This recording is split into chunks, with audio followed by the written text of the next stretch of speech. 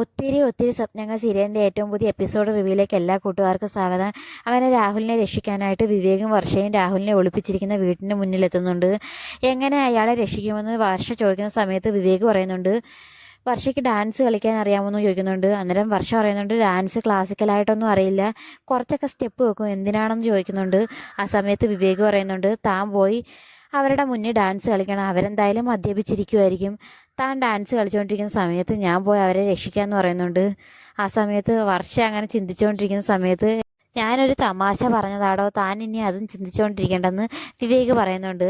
ആ സമയത്ത് വർഷ പറയുന്നുണ്ട് തനിക്ക് തമാശ പറയാൻ വേറൊരു സമയം കിട്ടിയില്ലെന്ന് ചോദിക്കുകയും ചെയ്യുന്നുണ്ട്. ഈ സമയത്ത് അഞ്ജു അഭിരാമിയും ശിവനന്ദയാണെങ്കിൽ രാഹുലിനെ എവിടെ ആയിരിക്കും ഒളിപ്പിച്ചേക്കുന്നതെന്ന് അറിയാൻ വേണ്ടി ഇങ്ങനെ തപ്പി നടക്കുന്നുണ്ട്. ആ സമയത്ത് ശിവനന്ദ പറയുന്നുണ്ട് ഇന്ന് ഹരിത ഇതുവഴി പോകുന്നത് കണ്ടായിരുന്നു, ഹരിത അന്നേരം ഇവിടെ എവിടെയെങ്കിലും ആയിരിക്കും രാഹുലിനെ ഒളിപ്പിച്ചിരിക്കുന്നതെന്ന് അഞ്ജുവിനോട് പറയുകയും ചെയ്യുന്നുണ്ട്. ആ സമയത്ത് അവരുടെ മുന്നിലേക്ക് ഒരു കാറ് വന്ന് നിൽക്കുന്നുണ്ട്. അത് വേറെ ആരുമല്ല, ഹരിതയാണ്. പെട്ടെന്ന് അഞ്ജു ശിവനന്ദയും അഭിരാമിയും പോയി ഹരിതയെ കാറിൽ നിന്ന് പുറത്തിറക്കി കൊണ്ടുവന്ന് രാഹുൽ എവിടെയെന്ന് ചോദിക്കുന്നുണ്ട്. അന്നേരം ഹരിത ഒരു വിധത്തിലും അത് പറയാത്തത് കാരണം ഹരിതയെ എങ്ങനെയെങ്കിലും വസുന്ധരയുടെ വീട്ടിലെത്തിക്കുന്നുണ്ട്. ഈ സമയത്ത് വസുന്ധരയാണെങ്കിൽ വിവേകിനെ കുറേ തവണ വിളിച്ചുകൊണ്ടിരിക്കുമായിരുന്നു രാഹുലിൻ്റെ കാര്യം പറയാനും രാഹുലിനെ എങ്ങനെയെങ്കിലും പെട്ടെന്ന് രക്ഷിക്കുന്നതിന് വേണ്ടി വിളിച്ചുകൊണ്ടിരിക്കുന്ന സമയത്ത് വിവേക് ആണെങ്കിൽ ഫോൺ എടുക്കുന്നില്ല. രാഹുലിൻ്റെ കാര്യം വിവേക് അറിഞ്ഞു കാണുമോ ഇല്ലയോ എന്ന് ടെൻഷൻ അടിച്ചുകൊണ്ടിരിക്കുകയാണ് വസുന്ധര. ഈ സമയത്ത് മല്ലിക പറയുന്നുണ്ട് വിവേകേട്ട ഇങ്ങോട്ട് വരുമായിരിക്കും, അന്നേരം പറയാമെന്നൊക്കെ പറയുന്നുണ്ട്. ഈ സമയത്ത് ഹരിതയെ കാണുന്ന വസുന്ധരയാണെങ്കിൽ ഞെട്ടുന്നുണ്ട്. അന്നേരം അഭിരാമി പറയുന്നുണ്ട് രാഹുലിനെ തട്ടിക്കൊണ്ടുപോയ കണക്ക് ഞങ്ങളും ഇവളെ ഇനി തട്ടിക്കൊണ്ടുപോരുന്നു, തട്ടിക്കൊണ്ടുവന്ന് തടവിലാക്കുന്നതിൻ്റെ വില എന്തുവാന്ന് ഇവളും അറിയട്ടെന്ന് പറയുന്നുണ്ട്. ആ സമയത്ത് ഹരിത പറയുന്നുണ്ട് ഞാൻ ആരെയും തട്ടിക്കൊണ്ടുപോയില്ല, എന്നെ ഇവിടെ തടവിലാക്കാനാണ് പ്ലാനെങ്കിൽ അതിൻ്റെ ശിക്ഷ നിങ്ങളും അനുഭവിക്കേണ്ടി വരും വസുന്ധരയോട് പറയുന്ന സമയത്ത് വസുന്ധര പറയുന്നുണ്ട് എന്നെ നീ ഒരു ചുക്കും ചെയ്യില്ല, നിന്നെ ആദ്യം കണ്ട സമയത്ത് തന്നെ നിന്നെ ശരിയാക്കണമെന്ന് ഞാൻ അന്ന് തന്നെ ചിന്തിച്ചിരുന്നതാണെന്ന് വസുന്ധര പറയുന്നുണ്ട്. ആ സമയത്ത് ശിവനന്ദ പറയുന്നുണ്ട് ഇന്ന് ഇവൾ ഇവിടെ എല്ലാം കറങ്ങുന്ന കണ്ടപ്പം ഞങ്ങൾ വിചാരിച്ച് അവിടെ എവിടെയെങ്കിലും ഇവൾ രാഹുലിനെ ഒളിപ്പിച്ചിട്ടുണ്ടായിരിക്കും, അങ്ങനെ രാഹുലിനെ കണ്ടുപിടിക്കാൻ പോയപ്പം കിട്ടിയത് ഇവളെ, അന്നേരം ഇവളെ ഇനി കൊണ്ടുപോരുന്നെന്നൊക്കെ പറയുന്നുണ്ട്.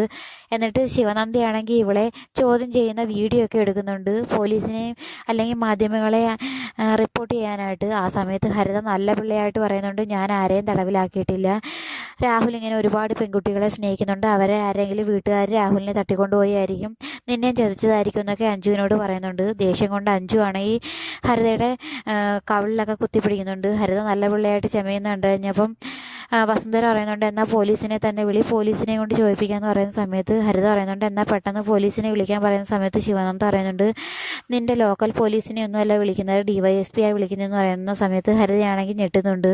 അന്നേരം അഭിരാമി പറയുന്നുണ്ട് നീ എത്രയും പെട്ടെന്ന് മറുപടി പറഞ്ഞില്ലെങ്കിൽ നീ ജയിലിൽ കിടന്ന് എണ്ണേണ്ടി വരും, നിൻ്റെ ആയുഷ്കാലം മൊത്തം ജയിലിൽ കിടക്കേണ്ടി വരും എന്നൊക്കെ പറയുന്നുണ്ട്. ആ സമയത്ത് ഹരിത പറയുന്നുണ്ട് നിങ്ങളുടെ ഓരോരുത്തരുടെയും ജാതകം ഉൾപ്പെടെ എനിക്കറിയാം, അതുകൊണ്ട് എന്നെ വെറുതെ വിട്ടില്ലെങ്കിൽ നിങ്ങളെ എല്ലാവരെയും ശരിയാക്കുമെന്ന് പറയുന്നുണ്ട്.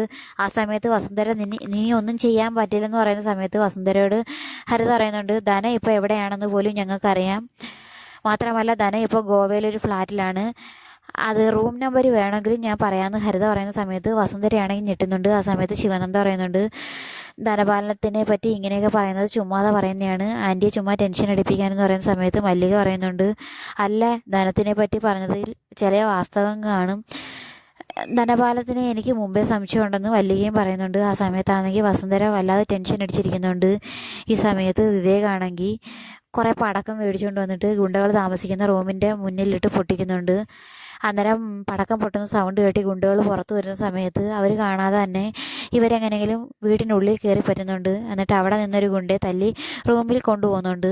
ആ സമയത്ത് ഗുണ്ടകൾ വിചാരിക്കുന്നുണ്ട് പടക്കം പൊട്ടിച്ചത് വല്ല പിള്ളേരും ആയിരിക്കും എന്ന് പറഞ്ഞുകൊണ്ട് അകത്ത് കയറി വരുന്ന സമയത്താണെങ്കിൽ നോക്കാൻ ഏൽപ്പിച്ചിരിക്കുന്ന ഗുണ്ട അവിടെ ഇല്ല. അന്നേരം ഒരാൾ പറയുന്നുണ്ട് ഇവിടെ ആരോ ഇവരെ രക്ഷിക്കാൻ വേണ്ടി കയറിയിട്ടുണ്ടെന്ന് പറയുന്നുണ്ട്. അന്നേരം കൂടെ നിൽക്കുന്നവർ പറയുന്നുണ്ട് അങ്ങനെയാണെങ്കിൽ ഇവനെ തന്നെ രക്ഷിച്ചുകൊണ്ട് പോവുകയല്ലേ വേണ്ടുന്നത്, മറ്റേ ആളെ ഒന്നും ചെയ്യേണ്ട കാര്യമില്ലല്ലോ എന്ന് പറയുന്നുണ്ട്.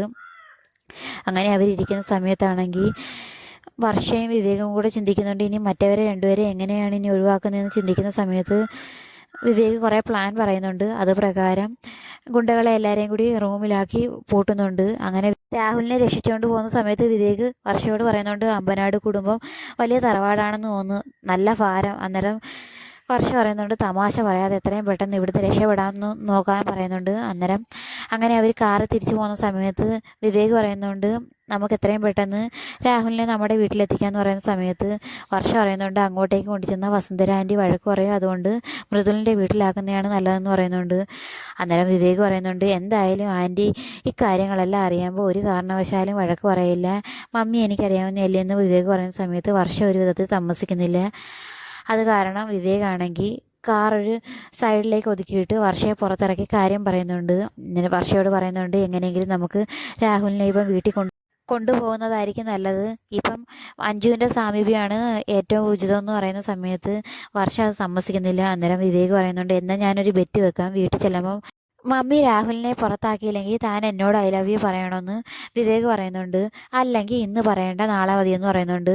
ആ സമയത്ത് വർഷ തിരിച്ചൊരു ബെറ്റ് വെക്കുന്നുണ്ട്, അങ്ങനെ മമ്മി പുറത്താക്കിയില്ലെങ്കിൽ ഞാൻ തന്നോട് ഇഷ്ടമാണെന്ന് പറയാം, മമ്മി പുറത്താക്കുവാണെങ്കിൽ താൻ ഇനി ഒരിക്കലും എൻ്റെ പിന്നാലെ ശല്യം ചെയ്യാൻ വരരുതെന്ന് പറയുന്നുണ്ട്. ആ സമയത്ത് വിവേക് ചിന്തിച്ചുകൊണ്ട് നിൽക്കുന്നുണ്ട്.